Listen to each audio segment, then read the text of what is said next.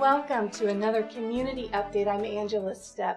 Today's broadcast will be shared with you here on WSOT TV at 5:30 p.m. and again at 10:30 p.m. here on WSOT TV. It will also be rebroadcast on Sunday, July the 5th at 10 a.m. and 5:30 p.m. I would like to say a great big thank you to our local media, the Chronicle Tribune, WBAT, and the News Herald for their continued coverage of these weekly updates. And thank you so much for watching. We have several guests joining us today, and starting out will be Bob Jackson from the Grant County EMA. Welcome. Thank you, Angela. Welcome, Grant County. Good afternoon. We'll give you an update from the Grant County Emergency Operations Center, which is on operational period 112. So we've been operating for 112 days now. We have changed our incident action plan, modified that just a bit as we continue into recovery mode.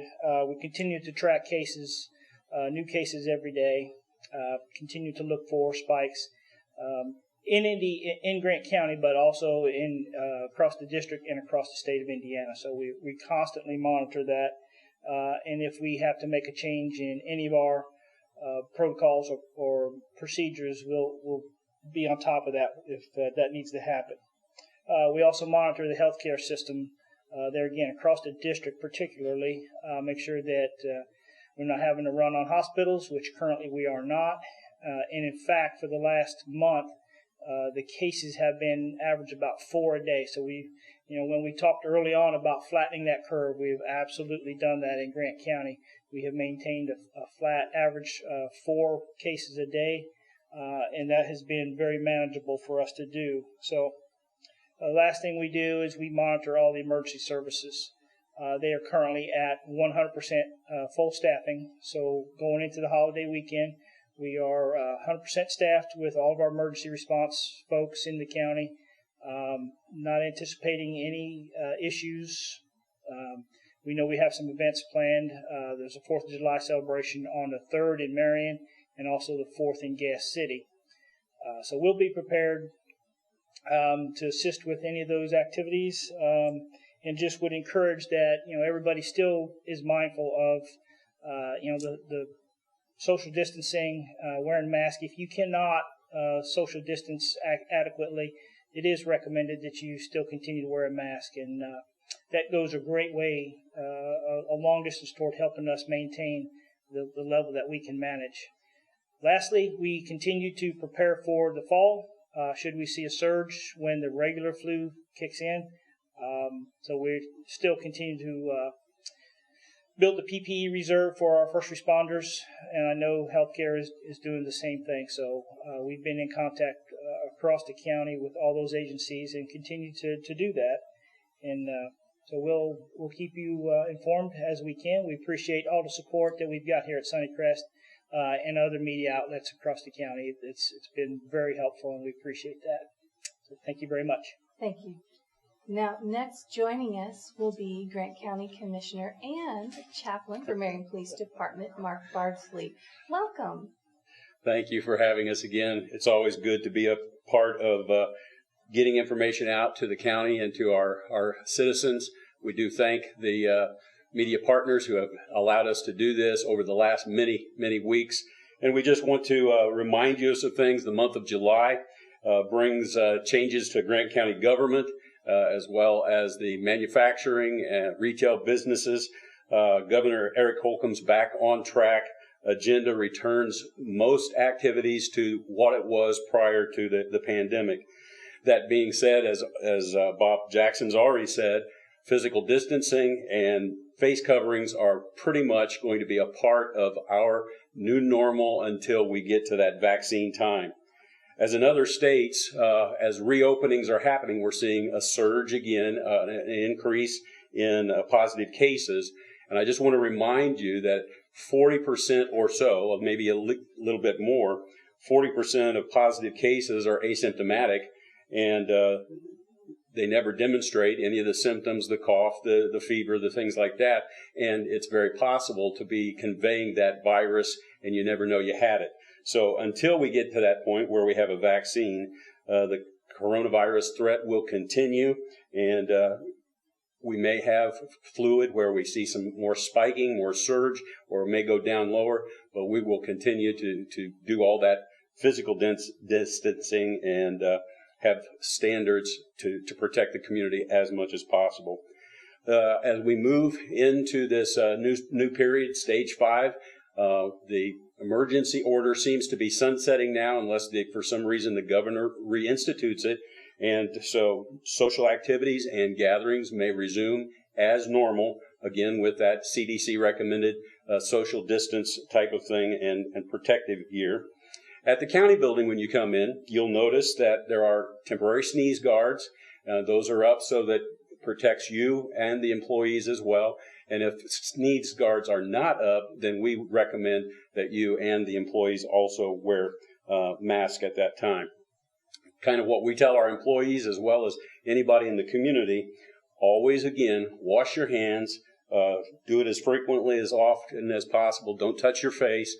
Make sure that you're wearing those protective gear, and as well sanitize common areas as much as possible. If you are sick, please don't go to work. Make sure you contact your healthcare professional and find out what to do next. I want you to know that the sheriff's protocol for the jail will continue on as it has been. Protocol for probation and the courthouse have modified a little bit. The judges for the next 6 months will be using techniques, again, requiring face masks and some temperature checks as well coming in because of jury trials and things like that. A lot of extra traffic.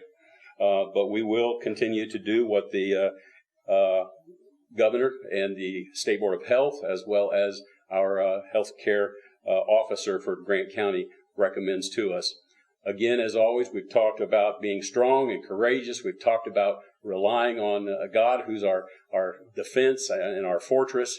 So, as always, please be safe, be steady, be strong, and thank you for helping us get through this. Thank you, Commissioner Barnsley. And joining us next will be Dr. Brad Lindsay, Superintendent of Marion Community Schools. Welcome, Dr. Lindsay. Thank you, Angela. And Angela, with the help of our awesome community, we are making excellent progress in Marion Community Schools. Thank you, community, for helping us. Our Marion Giant team loves our students, families, and community. And we're working diligently to prepare to best meet the needs during this pandemic time and beyond. We desire to meet the needs of our students and families and your preferences. Parents, please help. Next week, beginning July 6th, is our Giant Summer at-home learning opportunity. You can still register, but registration is due on Thursday, July 2nd at 3 p.m. Please fill out our questionnaire on our website.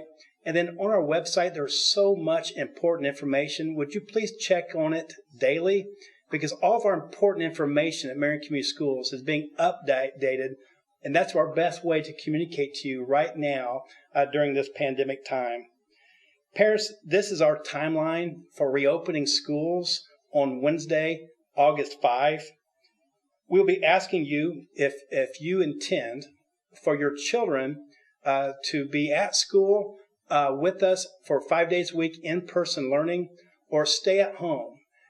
You can stay at home for our Giant Online Academy. And what that is we will issue you an iPad, and we will have a teacher assigned to your child or children.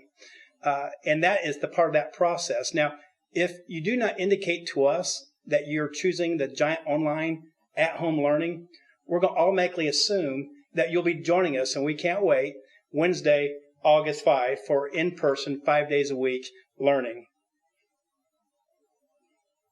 Community, we are so excited to serve you, our students, and our families.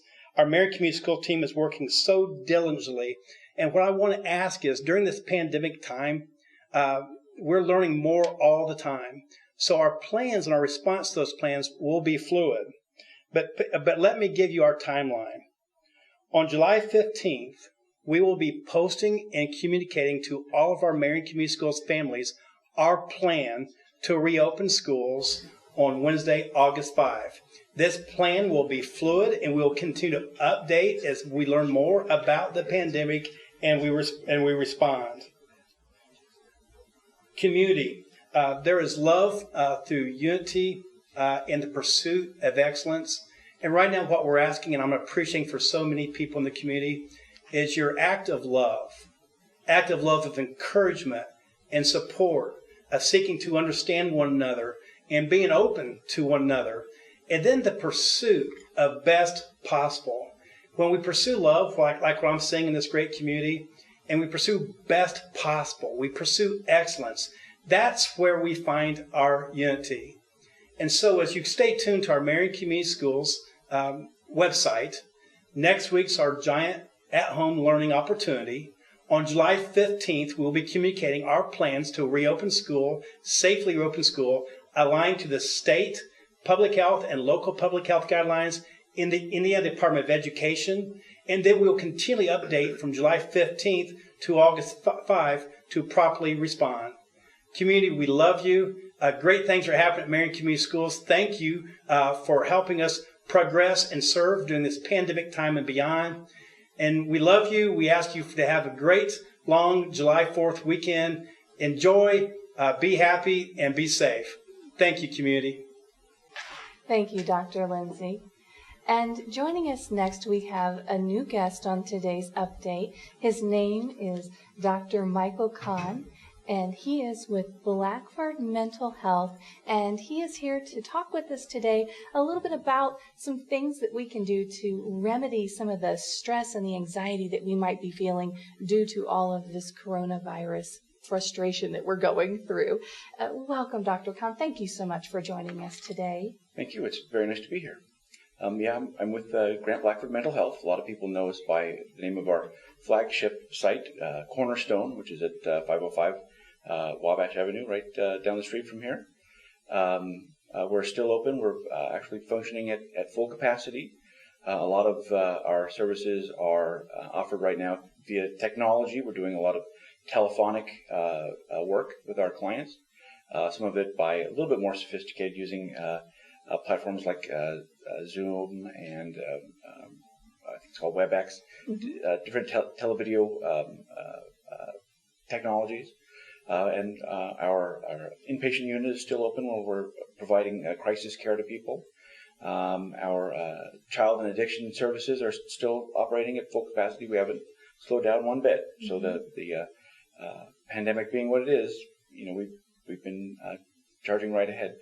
We haven't laid off or furloughed a single individual, which I'm very proud of. Oh, good. Yeah, we've just adjusted. And the governor's phase program, we've been mirroring that somewhat, a little bit slower than the phase program, but following along nonetheless, as safety permits. Yes. But like I said, we're still there and functioning at full capacity. So you're there if we need you, for sure. Absolutely. As a matter of fact, we have an additional program where we're offering a group approach for people who are on the front line of the COVID crisis, where we got a significant amount of grant money to provide care to those frontline people who are dealing with the stress of it all.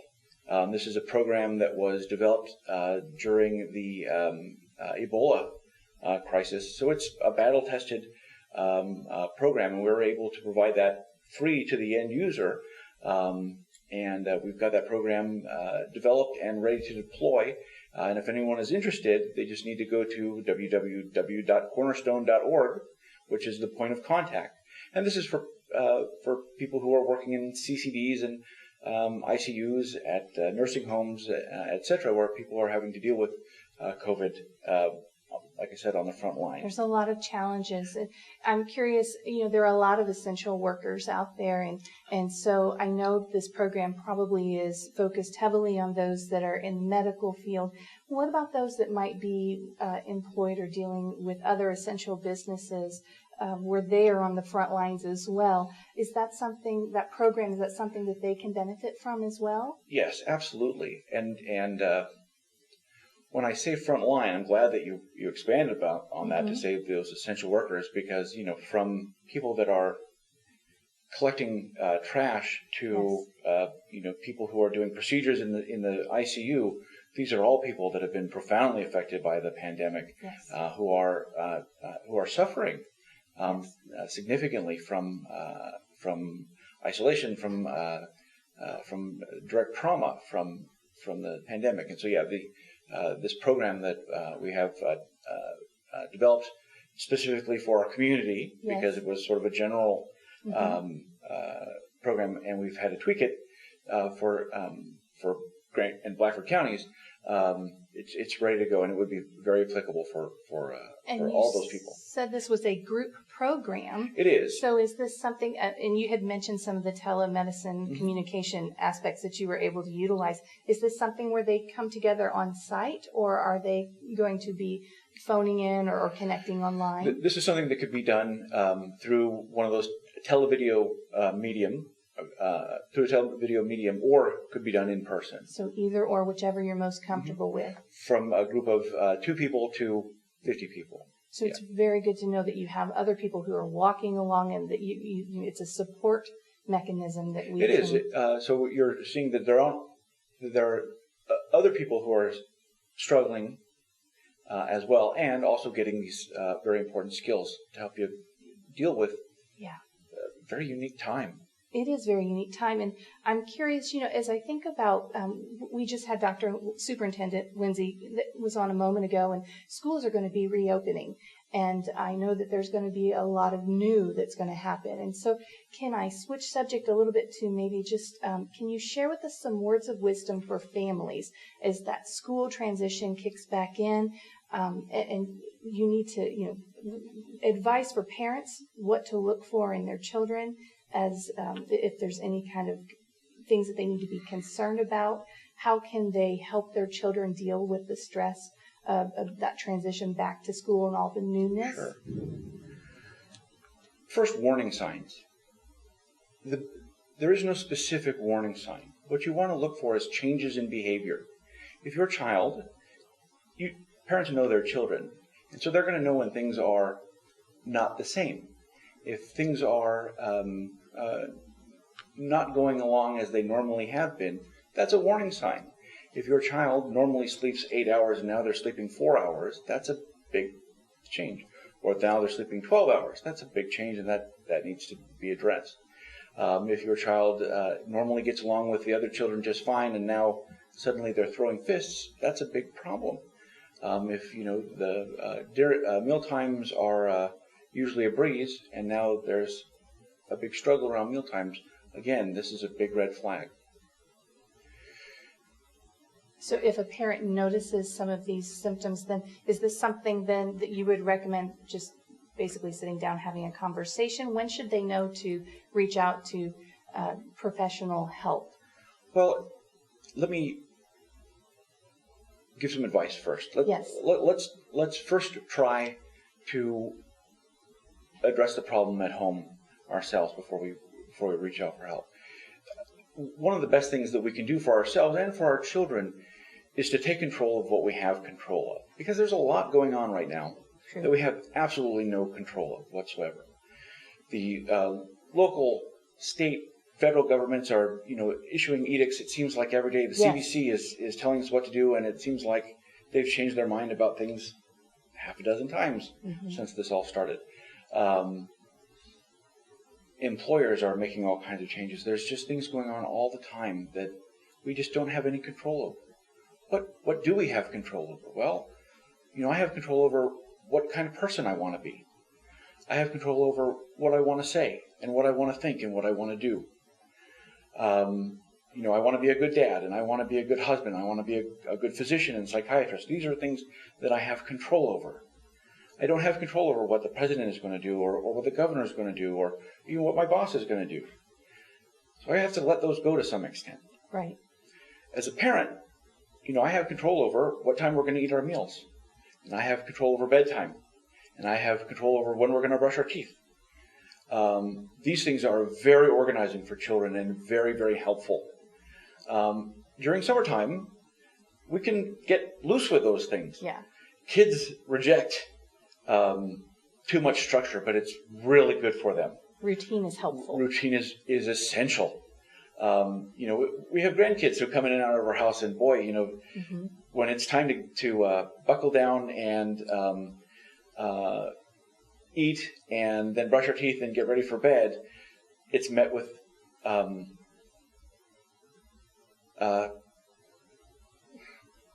Resistance a little bit? Is a really good word for it. Yeah. Resistance. But the truth is that children, that's what they need. It is so good for kids to, regardless of how much they resist, they absolutely need structure. That structure provides stability It for does. them. Absolutely. And that structure teaches them that the world is predictable. Yes. And that mom and dad, or whoever makes grandpa and grandma, whoever makes up the family structure, no matter how chaotic the world gets, there are some constants. Yes. And if parents are noticing that there's some changes in the children's behavior, the first thing to try, or the first thing to get under control or to manage, is tightening up the consistency in the household. Let's get that under control first. Yes. Let's get the kids up before 8. Let's make sure everyone's bed is made. Let's get breakfast made. Let's get the routine set. If that doesn't bring consistency, or if things get dangerous, if there is dangerous behavior at home, okay, there's no time to mess around. Then we need to get in to see somebody. Right. 662-3971, www.cornerstone.org. Let's make an appointment and get in to see somebody. But let's get the routine down. Let's put some consistency back in the kids' lives, and let's see if the attitudes and the behaviors don't get reorganized all on their own. Thank you so much for sharing You're very those welcome. words of wisdom. It makes so much sense. I know, for all of us, I think we feel a little bit better when we have that routine that we can rely on. So those new variables that we experience each day, they don't have quite the effect because we are familiar with our routine. So, Sure. I think it can pan across the board to so many other people. Absolutely, and we talked about this in the context of children. However, I know in my life, when things get unregimented, when my order becomes chaotic, I don't feel so good. I can relate. Yes, I think many people can. Yep. And when I get things, okay, we're going to get up before 8. We're going to make the bed. My wife makes the bed. We've got our teeth brushed. I don't brush my hair, but when I, get my grooming taken care of, I feel better. Yes. We take control over what we can control. We let the other stuff take care of itself. Take control of what we can control and stick to the routine. Dr. Michael Kahn, thank you so much for coming on to this update today. And we hope maybe we'll see you again in the future. Absolutely. Well, next joining us is going to be Dr. David Moore from the Grant County Health Department. And I would like to say a great big welcome to you. Thank you for joining us. Well, we still got a good 5 minutes that we can talk. Oh, very good. It's a pleasure to be here. Thank you for inviting me. And again, thanks Sunday Crest for opening up, and the other media events that have opened up. 112 days since the emergency operation came together, and a team led by Bob Jackson leading us all. The commissioners have been there, the elected officials being there to do it, represented by Mr. Barsley, and the school systems have started out represented by Dr. Lindsay from Marion Community Schools, but speaking and representing the whole school system, and for Dr. Kahn, our providers, but especially now as we've gone from not so much of the medical aspects, but now how do we deal with the stress of it, and then how do we begin to open up our society safely to begin to do that again. So that the commissioners had the school commissioners and at the state had said to the local health departments, you guide. What they've done over the last weeks is that the state health department has come in and given us some ground rules. So that instead of having 92 doctors that lead different counties, giving advice. We now have guidance with local adaptations to it. So our schools and all of our parents, all of us that are part of this community, worry about what's happening to our kids. How do we safely open up? How do we create a safe environment for that? And we're opening up the other aspects, but now our schools are going to be opening up. And Dr. Lindsay, who's been in contact with all of the other superintendents, has given us some guidelines to look to. And so we collaboratively, we together will look to see how can we open up this aspect. If we look at the national TV, we see red all over the parts of the country. Fortunately here in Indiana, and especially in Grant County, we've done well. You've made major sacrifices. We flattened the curve. We brought it under control. Now we go on to the next phase. If we see something that's different in our community, if we hear different directions from our governor, who's done an excellent job of leading us through this, then we'll come together for it. But as a community, I thank you for the way you've responded, how responsibly you've done. We're heading to a new normal. If we go back to the old normal, we get the old results. But let's learn and grow from this, and community will get together. We'll get through this together with love and with support for one another. And thank you for letting me be a part of that. Teresa, thank you for your leadership as you've done that. Thank you so much. We really appreciate you coming on and sharing with us each week. We look forward to the wisdom that you bring us all. Okay. Thank you, Dr. Moore. Thank you. Well, before I let everyone go, I want to remind you that today's broadcast will be re-aired here on WSOT TV at 5:30 p.m. and again at 10:30 p.m. And then additionally, it will be aired on Sunday, July the 5th at 10 a.m. and 5:30 p.m. Now, I know I still have a couple of minutes before the show wraps up, so I want to let you know about a couple of important events that are happening. Coming up this July the 3rd, we're going to have some fireworks here in the city of Marion. I've got a press release that was sent out here, and I want to give you accurate information. We're just going to be a big fireworks show, and I know that Mayor Allenball has really wanted to invest in make that a fun effort, and so it's going to take place Friday, July the 3rd, around dusk, so that's going to be approximately around 10 p.m. or so. And the location where the fireworks are going to be set off from is Ballard Field, just north of the soccer fields. That's off of State Road 18, which, as you recall, is a one-way westbound road. Now, you can park along streets downtown. I know that the Grant County Family YMCA would be a great place for you to be able to see those fireworks. I know also that Mayor Allenball is encouraging folks to stay in their vehicles in order to practice social distancing. So I understand that they may have splurged just a little bit in the budget this year to help make the show extra spectacular. So want to encourage everybody to make sure that they enjoy that fireworks show on July the 3rd around 10 p.m. That's downtown Marion, just there by Ballard Field.